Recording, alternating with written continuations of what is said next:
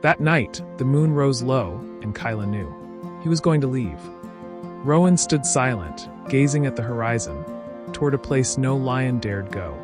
Beyond the cliffs, "There's something calling me," he said.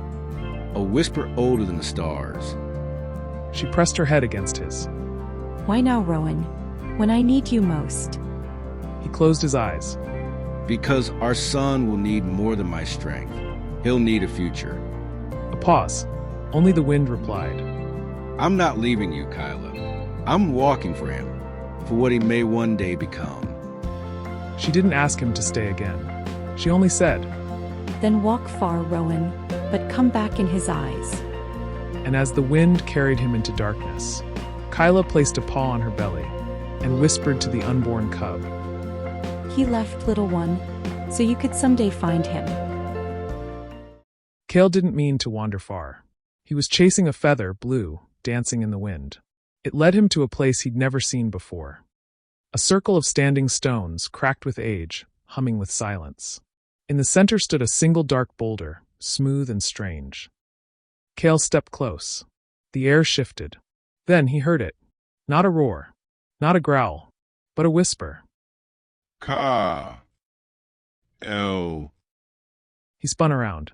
No one there. But beneath his paws the rock vibrated, faint like a memory trying to return. Kael pressed his ear to the stone, and from deep inside something whispered again. Find me. The wind picked up. Kael backed away, wide-eyed. The stone stilled. He didn't tell anyone.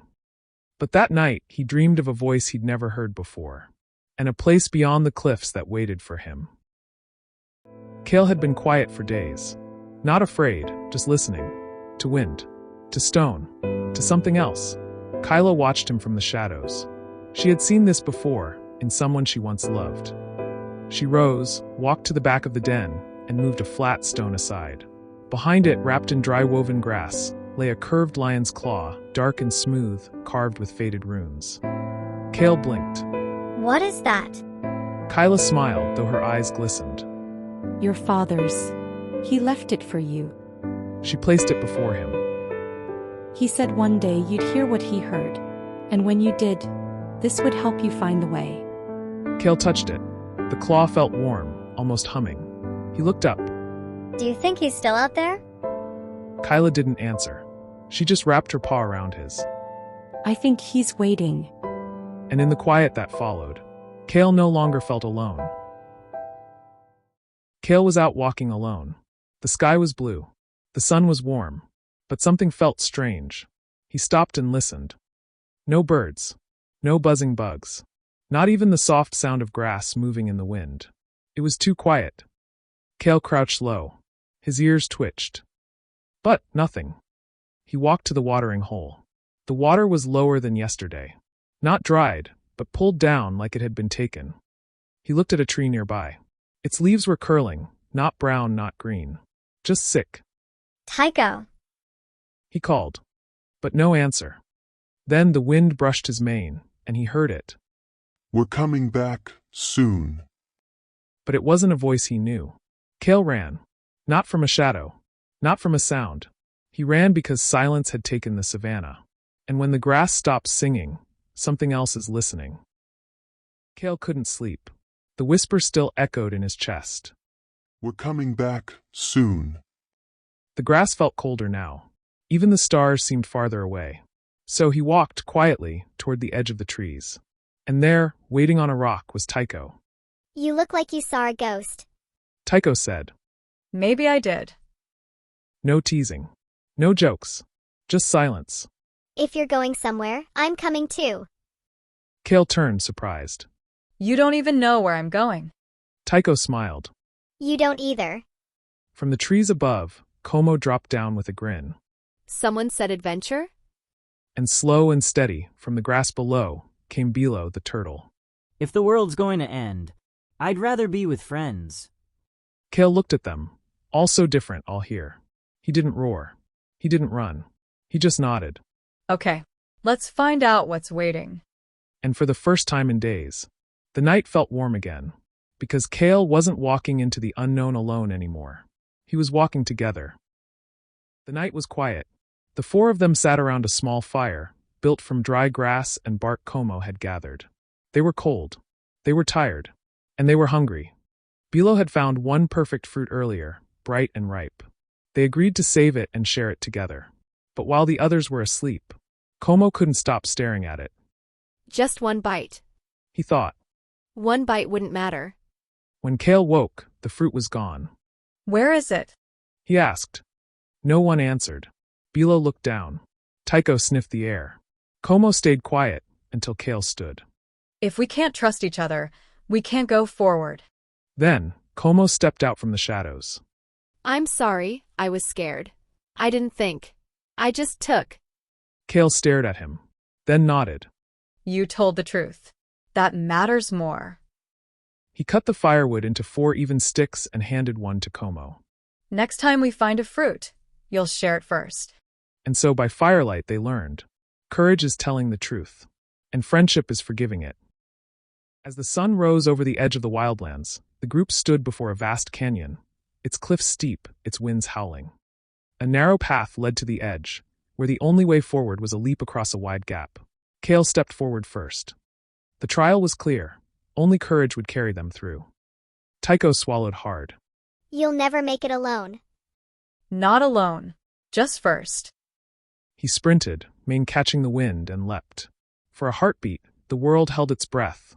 Then his paws landed firm on the other side. Como trembled. I can't do that. But Bilo nudged him. Courage doesn't mean not being afraid. It means jumping anyway. One by one they followed, Tycho's tiny legs bounding with faith, Bilo's shell gliding in a careful arc, Como's heart pounding as he finally soared. When they all stood together, the canyon behind them, Kael whispered. That was only the beginning. The wind carried their names forward, braver than before. The path led the friends to a strange valley where giant stone slabs floated and turned in the air. Symbols shimmered faintly on their surfaces. A voice echoed from nowhere. Only wisdom may find the way. Step wrongly and fall. Kael tilted his head, thoughtful. This isn't about strength. Each stone bore carvings, animals, trees, stars, rain. Tycho squinted at the nearest slab. It's a riddle. Look, follow what brings life to all. Bilo stepped forward slowly. Rain. Then river. Then tree. They nodded, hearts racing as they stepped together. Raindrop, stream, tree, sun. The stones lit up beneath their paws and shell. Just one stone left. Como hesitated. Which now? Kael closed his eyes. The answer's not always seen. It's felt. He placed a paw on the stone carved with a heart. It glowed. The stones aligned into a bridge, and the friends crossed safely, smiles spreading. Not all trials need roaring. Some need thinking, and trusting each other. The trail narrowed into silence. No riddles, no leaps, just a smooth stone gate blocking the path. Words shimmered faintly across it. The path opens only to truth. Spoken freely. Spoken fully. The group looked around. Nothing moved. Then the gate glowed brighter, and a question appeared. Who held the group back the longest? Silence. Como looked down. Tycho glanced nervously at Kael. But it was Bilo who stepped forward. He took a deep breath. It was me. He said softly. I slowed us down. I'm not fast. I hesitate. I'm scared sometimes. He lowered his head. But Kael stepped beside him. And yet, you crossed the canyon. You chose wisely. That's strength too. The gate shimmered and opened.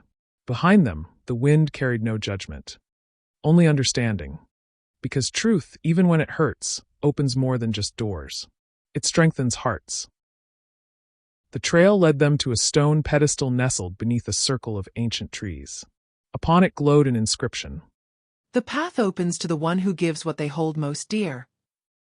The group stood silently. Kael looked at the strip of his father's mane. Tycho touched his carved sunstone. Bilo rested a flipper on his river-polished rock. But it was Como who stepped forward. Around his neck hung a string of colorful seed beads, dull and worn. This was from my mom. He whispered. She gave it to me when I was little, to help me feel brave. He hesitated. Kael stepped beside him, quiet. You don't have to. Como nodded. I do. With trembling hands, he placed the necklace on the stone. Light bloomed. The pedestal melted away, revealing a glowing path ahead. Komo's chest felt lighter, and yet somehow stronger. Because bravery isn't always loud. Sometimes it's letting go with love. The trail narrowed until the forest gave way to a still glade. At its center stood a stone mirror. In its reflection, Kael saw his father, proud, fierce, leading alone. Behind him, a young Kael tried to match every step. True love is not imitation, but freedom. Kael stared, silent. He had tried so hard to follow his father's path, to be strong, perfect, fearless. But deep inside, he knew he was not the same. He turned to his friends, Tycho, below Como. I've been trying to be someone I'm not. Kael whispered. But love, real love, isn't copying someone's shadow. It's choosing your own light. With a deep breath, he pressed his paw to the mirror. It rippled, then shattered into soft light. The trees opened, not toward his father's path, but toward Kael's. And this time he walked with love, not legacy, lighting the way. The path opened into a wide, circular clearing. At its center stood 4 ancient stones, each glowing with a different color, red, blue, green, and gold. A soft voice echoed from the air. 4 paths. 1 answer. Only together can the way be revealed. Without a word, the friends each felt drawn to a different stone. Kael stepped to the golden one, Tycho to red, Bilo to green, and Como to blue. Each stone flashed with a riddle and glowing symbols, but none made sense alone. I don't get mine. Como muttered. Wait, mine says. When the sun, Said Tycho. Kael's eyes lit up. Meets the earth. Bilo continued. And breath becomes still. Como gasped. The door will open. As they spoke together, the 4 stones pulsed in unison. A glowing bridge rose before them. They crossed side by side, not as 4, but as 1. Because true strength isn't in solving alone. It's in rising together. The forest path narrowed until the trees opened into a circle of stone, older than time. In the center stood a raised platform, carved with spirals and paw prints, the roar stone. Kael stepped forward alone. Rowan was here. He whispered. A wind stirred. From the trees, a soft pulse echoed, deep and ancient. The ground hummed. Then a vision shimmered into being. Rowan, Kael's father, standing tall, not fierce, but peaceful. His voice echoed from within Kael's chest. The roar is not for battle, but for protect. Memories bloomed, Kael's journey, the trials, the love he gave and received. Tycho, Bilo, Como stood silently behind, watching Kael rise. He opened his mouth, not to mimic his father's sound, but to release his. The roar rang out, not loud but deep. Gentle. Wise. It swept through the glade, into the stones, into the sky, and into the hearts of those who heard it. The past was honored. The future ready. Kael smiled softly. Because the heart of the roar was not power, it was truth. The glowing path led Kael and his friends to a cliffside grove where a great tree stood, its bark shimmering with silver light. At its base rested a crystal orb pulsing gently with power. A message shimmered beside it. The legacy can be taken or left. True leaders choose not what they can have, but what they must carry. Kael stepped forward. The orb promised strength, power to command winds, to roar storms. He could protect them all. Tycho whispered. we came this far. Maybe it's meant for you. But Bilo asked gently.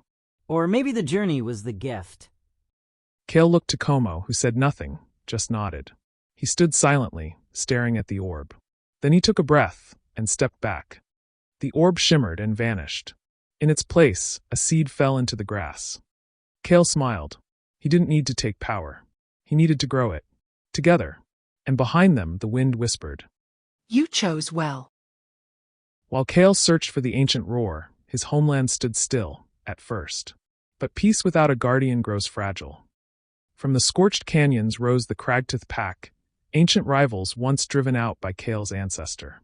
With Kael gone and the roarstone silent, they returned, emerging from shadowed cliffs and dry gullies, staking claims with snarls and teeth. They have no roar to stop us now. Hissed their leader, Varric. Territories crumbled. The watering grounds fell. The elder voices grew silent. The lands of Kael's pride, once filled with harmony, trembled. Herds split apart. The stones no longer glowed. But not all hope was lost. In the quiet valleys, one figure stood watch, Kyla, a lioness mother of Kael. She remembered the stories. She remembered the oath. She sheltered the cubs. She guarded the edge. And though Kael's roar had not yet returned, something deeper stirred. Far away, Kael felt it, the trembling of home. And the roar within him answered. The sky burned gold as the last sunbeam struck the roar stone, still dark, still silent. Below, the Cragtooth Pack surged across the plains, their snarls rising like thunder. Varric led them, eyes gleaming. This land is ours now. He growled. On the ridge, Kyla stood defiant, her breath steady, her claws dug deep into the earth. Behind her, cubs and elders waited, hearts pounding. Then, a wind unlike any before swept through the valley. The grass bowed. The stars blinked awake. And from the mountain's crown came the roar. Not just a sound, but a force. It shattered the silence. It lit the roar stone with blinding fire. It rolled across the canyons like the voice of the ancestors. Kael leapt from the heights, a silhouette of fury and purpose. His mane blazed in moonlight, and beside him raced Tycho, the monkey, the turtle. He crashed into the Cragtooth line like lightning. Your time is over, Varric. Kael thundered. Kyla joined him, roaring with him. And for the first time in many seasons, the earth answered back. The roar had returned. And with it, hope rose like dawn. The sun rose gently over the savannah, casting golden rays across a land reborn. Ashes still clung to scorched trees, but wildflowers pushed through the cracks. The roarstone pulsed softly, like a heart remembering its rhythm. Kael stood at its base, his mane tousled by the breeze. Around him, the pride gathered, silent, humbled. Cubs played in the grass, unaware of how close the shadows had come. Kyla approached. They're gone, She said, watching a vulture will over distant hills. Kael nodded. But not forever. Darkness always waits. Tycho scrambled up beside him, dragging a crooked stick like a sword. So we're legends now, huh? Kael smiled. No. Just the start of one. The wind carried his words far, across the valley. And for the first time in many seasons, the land exhaled. The winds had grown quiet, but not still. High on the ridge, Kael sat with his eyes closed, the morning sun warming his mane. Around him, the land breathed with peace, flowers blooming, rivers flowing, cubs laughing in the tall grass. The roarstone pulsed beside him, not loudly, but with a rhythm that felt alive. Tycho climbed onto his shoulder. So what now? He asked, nibbling on a blade of grass. Kael opened his eyes, gazing toward the horizon. Now we listen. For what? The next whisper. Because the roar did not end in sound, it lived in choices. In protectors who stepped forward. In friends who stood together. In courage passed from paw to paw, whisper to whisper. And so Kael stood, the breeze tugging at his mane. Come on. There's always more to learn. And with the sun behind them in the valley ahead, Kael, Tycho, and their friends walked onward, into legend and beyond.